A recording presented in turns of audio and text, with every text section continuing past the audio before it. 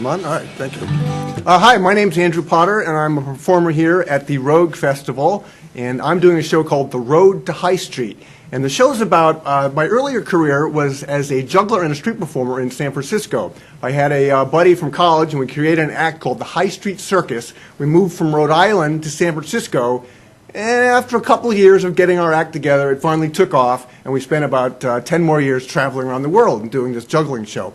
And years later, I decided I had to get out of juggling. It's unsustainable. And I turned it into a multimedia storytelling kind of a show. I've got two shows coming up, The Road to High Street at the Spectrum Gallery, Wednesday at 6:30 and Saturday at 5:15 p.m. I know this is a little hard to read. That's why, for occasions just like this, I come up with another flyer that works well on television. And it also works well on stage. So The Road to High Street, and the story I'm going to tell you now is a story called Living in a Beer Tank. Because, well, when we first moved to San Francisco, we didn't have any money. And we didn't have any jobs, so we couldn't really find a place to live. And we ended up living in a beer tank. And the story is amazing. What you're missing now is the pictures, because I have a big screen that I work next to, and I broadcast these huge pictures that I've developed about this story. So here's how the story goes with the music, called Living in a Beer Tank. And it's simple, really. The first order of business is we had to find a place to live. We scoured the paper for rentals, but we had trouble landing an apartment. We told landlords we're artists. But when they found out we were street performers, they said you're bums, and they wouldn't rent to us. We finally found living space at the old Ham's Brewery, where empty beer tanks could be rented for $200 a month. When we arrived, we couldn't quite believe what we were seeing, never mind considering there was about 50 old beer tanks with people living in them. It looks like they had been there for quite a while. Well, my buddy Wheeler and I were kind of stuck. We couldn't manage real apartments, but we were making money passing the hat. So in the middle of the month, we paid $100 and we moved into Tank 306. There were beer stains on the walls. The floor sloped off to a drain in the corner. There are no windows in a beer tank. Someone had left behind a stack of 8-carton flats, so we tacked them up on the walls and the ceiling to help absorb the echo. And then we just moved ourselves in. Home sweet beer tank. We were so excited to be settled, we banged out a new edition of the High Street newsletter to brag to all of our friends. Now, out in the hall, we met a kind of folk that we had never met before. There was Jimmy the Elf, a teenager with pointy ears. He lived 2 tanks down with his silent, scowling mother. Laquita, a sassy woman with burned-out vocal cords from drinking Sterno. And then there was a guy who called himself Big Dick, who burst into our tank one day to confess the real reason for his nickname. Whoa.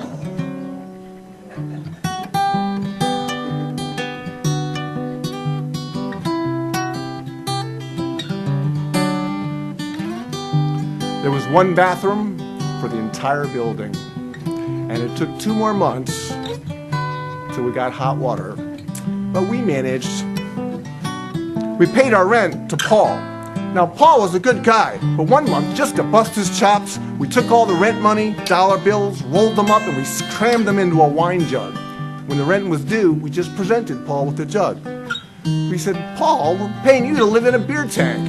You figure out how to get the money out." We stayed in the brewery for a year. And after we left, the wrecking ball came. The landlords defaulted, so a company bought the building to tear it down. The Vat Rats were all evicted, and they threw a great party. And I came by with a camera and a tape recorder, and I got lots of sights and sounds. It was a wild scene, the Vat Rats all thrashing around, and then I showed up in a tuxedo coming from a gig. But I wanted to be there. I was losing my old home, too. That evening, I snuck in. I took one last visit to Tank 306, and the view brought back vivid memories of our very first year in the city. We only spent a couple weeks in the beer tank.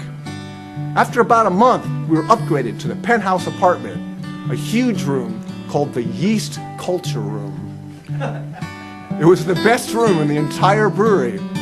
There was a stairwell to the top floor where the tanks were open, and Wheeler and I used to climb down inside the beer tanks and practice the great chore of juggling 7 clubs.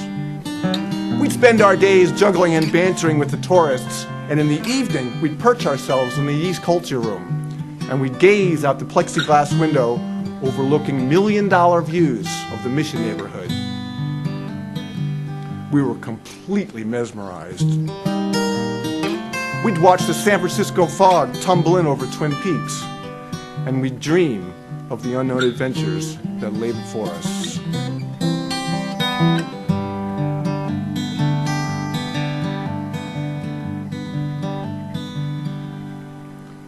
And that's living in a beer tank.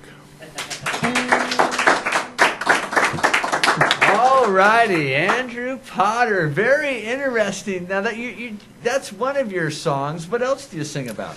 Well, the show is a bunch of different, about 5-minute pieces of all these different moments in our career. So I set it up by kind of telling how this thing started. My buddy and I were college students in Rhode Island. We'd been performing for a while. We decided, let's go to California. We packed up a van and we took off to the West Coast, right? And then we arrived. No.